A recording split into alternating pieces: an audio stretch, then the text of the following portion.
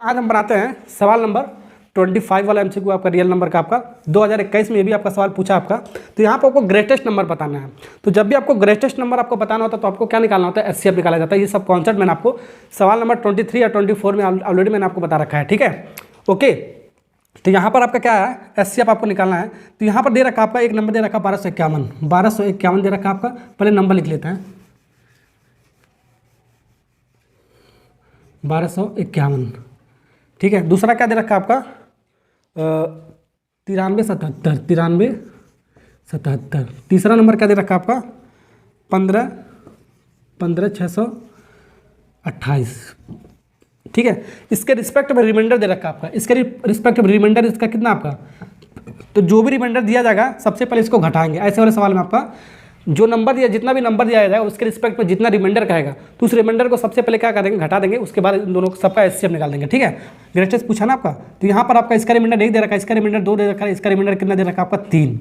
तो इसको घटाओगे तो आपका 1200 कितना आपका आएगा, 1200 आपका 50 आ जाएगा। इसको घटाओगे आपका कितना आ जाएगा 9375 आएगा आपका।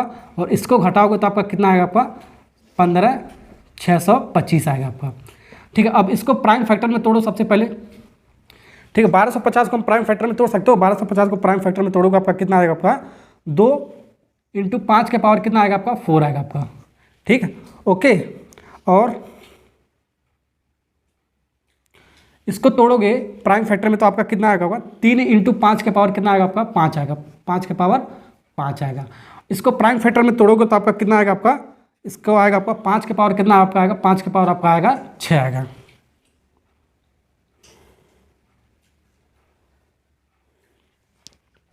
ठीक है। और हमको क्या निकालना है, ग्रेटेस्ट। जब भी आपका ग्रेटेस्ट का बात किया जाता है सवाल में तो आपको क्या निकालना जाता है, आपको मैंने आपको क्या बताया था, एचसीएफ निकाला जाता है, ठीक है। इक्वल टू, अब इसका एचसीएफ कैसे निकालेंगे ये बताओ। सबसे पहले एचसीएफ निकालेंगे, कॉन्सेप्ट मैंने आपको क्या बताया था, ये जो तीनों नंबर आपका जो आपको फाइनल आपको मिल गया है, इन तीनों में देखो कॉमन कहाँ पर है आपका, तीनों में कॉमन होना चाहिए, ठीक है। 5 इसके अंदर है, इसके अंदर भी है और इसके अंदर में, तीनों में कॉमन है।